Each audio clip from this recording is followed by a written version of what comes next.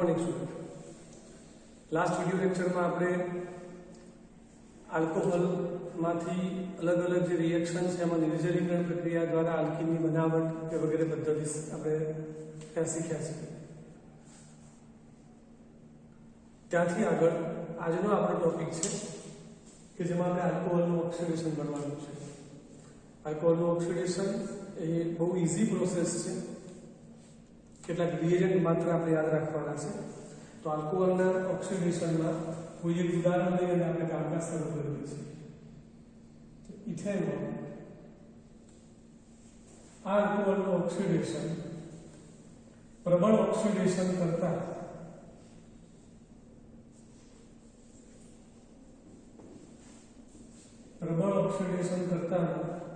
Acidic KMnO4H+, basic KMnO4 એટલે alkyl KMnO4 પણ લઈ શકાય। પોટેશિયમ ડાઇક્રોમેટ K2Cr2O7 એસિડિક હોય। सांद्र नाइट्रिक एसिड पर તમે લઈ શકો છો। આ બધા પ્રબળ ઓક્સિડેશન કરતા પદાર્થો છે। જો આની મદદથી આપણે ઓક્સિડેશન કરીએ છીએ તો જે સામે આપણને જે પ્રોડક્ટ મળે છે, પ્રોડક્ટને સમજવા યાદ રાખવા માટે જરા પદાર્થને હું ડ્રો કરું છું ત્યારે આપજો।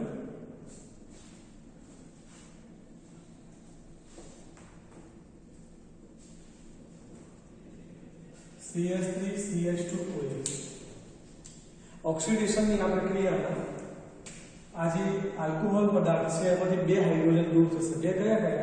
एक ऑक्सीजन ની સાથે જોડાયેલો અને એક બાજુના કાર્બન પાસે જોડાયેલો હાઇડ્રોજન। बे हाइड्रोजन અને ऑक्सीडेशन करता पदार्थમાંથી જે ઓક્સિજન મળે તો बे हाइड्रोजन અને અહીંથી મળતો ઓક્સિજન એમાંથી પાણીનો અણુ દૂર થઈ જશે। હવે વિચાર કરો કે ઓક્સિજનની એક સંયોજકતા ઓછી થઈ, કાર્બનની એક સંયોજકતા ઓછી થઈ, જેમાંથી હાઇડ્રોજન દૂર થાય છે એને પણ આપણે ઓક્સિડેશન કહીએ છીએ। ધ્યાન રાખજો। तो कार्बन और ऑक्सीजन की संयोजकता पूरी करवा माटे પછી ડબલ બોન્ડ થઈ જાય અને પરિણામે આ પદાર્થ આપણને આવું જોવા મળે CH3C double bond OH। C double bond OH that is aldehyde બની। આનું નામ તમને આવડે છે કે એસિટાલ્ડિહાઇડ। IUPAC નામ છે ઇથેનોલ। તો ઇથેનોલનું પ્રબળ ઓક્સિડેશન કરતા પડે ઓક્સિડેશન કરીએ તો એસિટાલ્ડિહાઇડ અને प्रबल ऑक्सीडेशन करता ने कारण तरत ज आ रिएक्शन વધુ આગળ થઈ જાય અને એક ઓક્સિજન C અને H વચ્ચેના બંધમાં ઉમેરાઈ જાય અને પરિણામે CH3COOH acetic acid ethanoic acid બની જશે। તો ઇથેનોલ અથવા આ સિવાયના કોઈપણ આલ્કોહોલનું પ્રબળ ઓક્સિડેશન કરતા આપણે ઓક્સિડેશન કરીએ તો એસિટાલ્ડિહાઇડ, પણ એસિટાલ્ડિહાઇડ એઝ અ પ્રોડક્ટ આપણને મળશે નહીં કારણ કે આલ્ડિહાઇડનું ઓક્સિડેશન એ સરળ છે અને માટે તરત જ એનું કાર્બોક્સિલિક એસિડની અંદર ઓક્સિડેશન થઈ જશે। જો મારે આ પ્રક્રિયાની અંદર આ જે પદાર્થ જે બન્યો છે એસિટાલ્ડિહાઇડ ત્યાં સુધી જ મારે આ જે પ્રક્રિયાને રાખવી હોય અને આગળ કાર્બોક્સિલિક એસિડ બનવા દેવું ના હોય તો મારે નિર્બળ ઓક્સિડેશન કરતાનો ઉપયોગ કરવો પડે। દાખલા તરીકે ઇથેનોલ, આનું ઓક્સિડેશન निर्बल ऑक्सीडेशन करता क्रोमियम ट्रायोक्साइड वडे તમે કરો છો તો પરિણામે CH3CH પહેલું સ્ટેપ જે છે ત્યાં સુધી ઓક્સિડેશન થઈ અને કામ અટકી જશે। એટલે જો નિર્બળ ઓક્સિડેશન કરતા વડે તમે ઓક્સિડેશન કરો છો તો આગળ કાર્બોક્સિલિક એસિડ વાળું સ્ટેપ બનશે નહીં। નિર્બળ ઓક્સિડેશન કરતામાં PCC વધારે વપરાય છે। PCC નું આખું નામ છે pyridinium chlorochromate. pyridinium chlorochromate PCC એ ત્રણ પદાર્થોનું મિશ્રણ છે। pyridine બેઝિક પદાર્થ છે, ક્રોમિયમ ટ્રાયોક્સાઇડ અને HCl આ ત્રણનું મિશ્રણ જે છે pyridinium क्लोरोक्रोमेट એના વડે જો ઓક્સિડેશન કરીએ છીએ તો આલ્ડિહાઇડ સુધી જ પ્રક્રિયા થશે, આગળ એનું ઓક્સિડેશન થતું નથી। જો હું કોઈ દ્વિતીયક આલ્કોહોલ લઉં છું, આ દ્વિતીયક આલ્કોહોલ છે પ્રોપેન 2 અને પ્રબળ ઓક્સિડેશન કરતા પદાર્થ દાખલા તરીકે નાઇટ્રિક એસિડ, આના વડે જો આપણે ઓક્સિડેશન કરીએ છીએ આપણે જે બેઝિક રૂલ શીખ્યા છે ઓક્સિજનની સાથે જોડાયેલો હાઇડ્રોજન અને બાજુના કાર્બન પાસે રહેલો હાઇડ્રોજન આ બે હાઇડ્રોજન અને ઓક્સિડેશન દરમિયાન મળતો ઓક્સિજન એટલે કે પાણી દૂર થઈ જાય. હવે C અને O વચ્ચે ડબલ બોન્ડ બનાવી દો તો આપણને પ્રોડક્ટ શું મળે છે? તો CH3 COO CH3 કીટોન મળશે. હવે આ કીટોનનું વધુ આગળ ઓક્સિડેશન થાય છે, પ્રબળ ઓક્સિડેશન કરતા HNO3 કે H2SO4 હોય તો વધુ આગળ ઓક્સિડેશન થશે. હવે અહીંયા ઓક્સિડેશનનો શું ઘટના ઘટશે?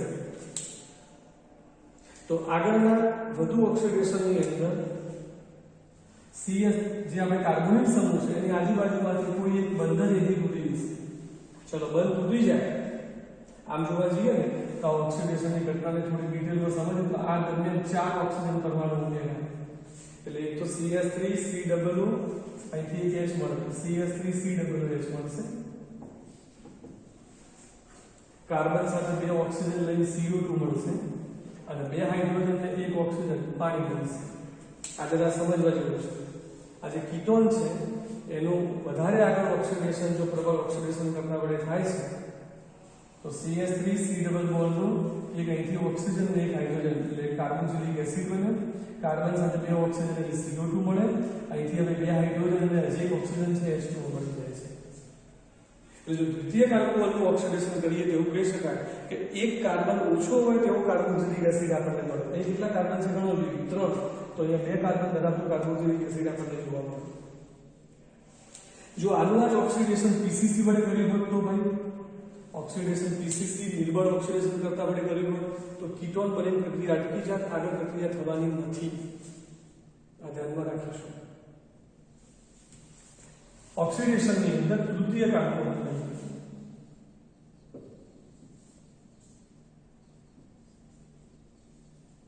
આ તૃતીયક આલ્કોહોલમાં ઓક્સિજનની સાથે રહેલો હાઇડ્રોજન બાજુના કાર્બન પાસે હાઇડ્રોજન છે જ નહીં અને માટે નોર્મલ કન્ડિશનમાં ઓક્સિડેશન થતું નથી. પણ બહુ જ ડ્રાસ્ટિક પ્રબળ પરિસ્થિતિ જો કરવામાં આવે, પ્રબળ પરિસ્થિતિ નાઇટ્રિક એસિડ હોય કે KMnO4 હોય એની મદદથી જો પ્રબળ પરિસ્થિતિ કરવામાં આવે અને તાપમાન પણ થોડું વધારે રાખવામાં આવે તો પરિણામ રહેલું છે. ઓક્સિજનની સાથે જોડાયેલો હાઇડ્રોજન બાજુના કાર્બન પાસે હાઇડ્રોજન નથી માટે આખું CH3 સમૂહ દૂર થઈ જાય. આ પ્રબળ પરિસ્થિતિમાં 4 ઓક્સિજનના પરમાણુ ઉમેરાય છે. એટલે જરા જો કાર્બન સાથે બે ઓક્સિજન એટલે CO2 ગયા. પછી કેટલા હાઇડ્રોજન છે? 3 ને 4 હાઇડ્રોજન સાથે બીજા બે ઓક્સિજન એટલે બે પાણી દૂર થઈ જાય અને પરિણામે કીટોન મળી જશે. CH3 C double bond O CH3. Normally બુકમાં આપણને એવું લખ્યું છે કે તૃતીયક આલ્કોહોલમાં ઓક્સિજનની બાજુવાળા કાર્બન પાસે હાઇડ્રોજન નથી માટે ઓક્સિડેશન ન થાય. પણ આપણે ધ્યાનમાં રાખીશું કે બહુ જ પ્રબળ પરિસ્થિતિમાં ઓક્સિડેશન થાય છે અને એક કાર્બન અહીંથી ઘટી અને પરિણામે કીટોન મળશે. અહીંથી હાઇડ્રોજન, અહીંથી CH3 ગ્રુપ નીકળી જાય CH3 COO CH3. હવે કાર્બન સાથે બે ઓક્સિજન એટલે CO2 અને 4 હાઇડ્રોજન બીજા બે ઓક્સિજન બે મોલ પાણી દૂર થઈ જાય. કીટોનનું વધુ આગળ પ્રબળ પરિસ્થિતિમાં ઓક્સિડેશન થાય હમણાં આપણે જોયું તેમ CH3 COOH plus CO2 plus H2O એ આપણને પ્રોડક્ટ તરીકે મળે. એ કીટોનનું ઓક્સિડેશન જો પ્રબળ પરિસ્થિતિ હોય તો આપણે હમણાં જોયું છે. આજે નિર્બળ ઓક્સિડેશન કરતા જે CrO3 ક્રોમિયમ ટ્રાયોક્સાઇડ જે છે PCC છે એના વડે તૃતીયક આલ્કોહોલનું ઓક્સિડેશન પોસિબલ નથી. આ જે PCC છે જે નિર્બળ ઓક્સિડેશન કરતા છે એનો બીજો ફાયદો એ છે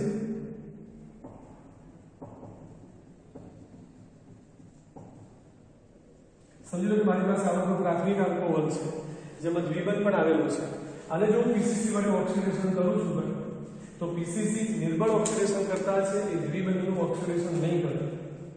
દ્વિબંધનું ઓક્સિડેશન થશે નહીં અને માત્ર આ જે પ્રાથમિક આલ્કોહોલ છે એમાંથી આલ્ડીહાઇડ બની જશે.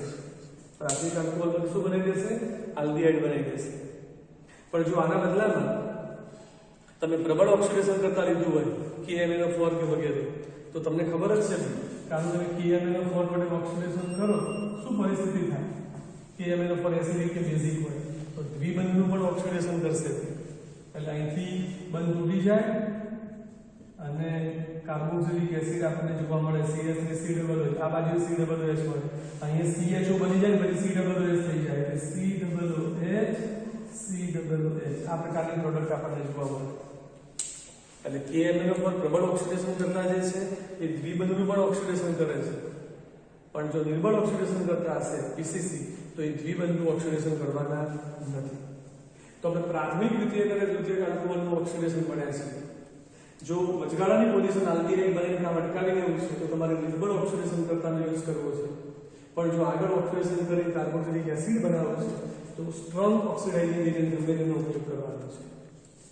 અહીંયા આ ધારો કે આ જે પ્રાથમિક આલ્કોહોલ છે, આ દ્વિતીયક આલ્કોહોલ છે, તૃતીયક છે, તો નોર્મલ તમે આ પ્રાથમિકનો જુઓ, આ પદાર્થમાં કઈ ઘટના ઘટાડે તો આ પદાર્થમાંથી 2 હાઇડ્રોજન દૂર થઈ ગયા, માટે ડિહાઇડ્રોજનેશન કહેવાય. હાઇડ્રોજન દૂર થાય માટે શું કહીશું આપણે? ડિહાઇડ્રોજનેશન. આના જ પદાર્થનું ઓક્સિડેશન, આ જે ઓક્સિડેશન કરતા પદાર્થો છે એ સિવાય પણ ઉદ્યોગોની અંદર કરી શકાય છે, અને એવી નાની રિએક્શન અહીં આપણી પાસે છે જે બુકમાં આપણને આપેલી છે. ઇથેનોલ પ્રાથમિક આલ્કોહોલ છે, પ્રોપેન-2-1 દ્વિતીયક આલ્કોહોલ છે, 2-મિથાઇલ પ્રોપેન-2-1 તૃતીયક આલ્કોહોલ છે. જો આને ગરમ કરેલી 573 કેલ્વિન તાપમાને ગરમ કરેલી કોપરની પાઇપમાંથી પસાર કરવામાં આવે તો પરિણામે નિર્જલીકરણ એટલે કે ડિહાઇડ્રેશન તમને જોવા મળશે. અહીંથી OH અહીંયા કેવી રીતે નિર્જલીકરણની ઘટના કરે તો CH3CH2OH CH3CH2OH.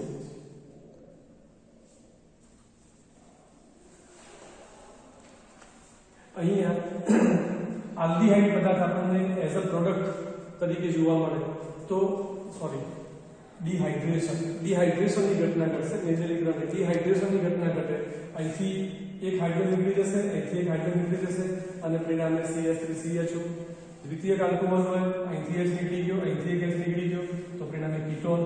અને સેમ પરિસ્થિતિ અહીંથી H અને બાજુના કાર્બન પાસેથી H નીકળી જાય તો પરિણામે અહીંયા આ બંનેની અંદર ડિહાઇડ્રેશન અને આની અંદર અહીંથી OH અને અહીંથી H એટલે કે નિર્જલીકરણની ઘટના આપણને તૃતીયક આલ્કોહોલમાં જોવા મળે.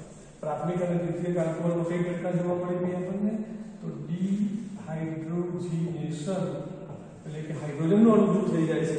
જ્યારે જો તમે તૃતીયક લેશો તો તૃતીયકમાં અહીંથી આમ નોર્મલી તૃતીયકની અંદર ઓક્સિડેશન જોવા મળતું નથી, તો તૃતીયકમાં નિર્જલીકરણની ઘટના અહીંથી OH અને અહીંથી બાજુના કાર્બન પાસેથી H એટલે 2-મિથાઇલ પ્રોપીન એવી નિર્જલીકરણની ઘટના જોવા મળે. તો આપણે પ્રબળ અને નિર્બળ ઓક્સિડેશન કરતા પદાર્થો આપણે જે રિએક્શન ભણ્યા છે એની અંદર જો ઉદ્યોગોની અંદર જોવામાં આવે તો આ પદ્ધતિનો પણ ઉપયોગ થતો હોય છે કે ગરમ કરેલી કોપરની પાઇપ 573 કેલ્વિન જેટલા તાપમાને પસાર કરીએ તો પ્રાથમિક અને દ્વિતીયક આલ્કોહોલમાંથી ડિહાઇડ્રોજનેશન હાઇડ્રોજન દૂર થઈ અને આપણને પ્રોડક્ટ મળે છે, જ્યારે તૃતીયક આલ્કોહોલમાં નિર્જલીકરણ થઈ અને આલ્કીન એ પ્રકારની પ્રોડક્ટ પણ મળતી હોય છે. એટલે આ પણ એક્ઝામ માટે આપણે અગત્યનું છે, એને પણ આપણે ધ્યાનમાં રાખવાનું છે. તો આજના દિવસનો આપણો જે ટોપિક છે આલ્કોહોલનું ઓક્સિડેશન એ આપણે ભણ્યા. નેક્સ્ટ ટોપિકની અંદર અન્ય પણ કેટલીક રાસાયણિક પ્રક્રિયાઓ છે, સ્પેશિયલી ફિનોલની કેટલીક પ્રક્રિયાઓ લેવાની છે એ જોઈશું.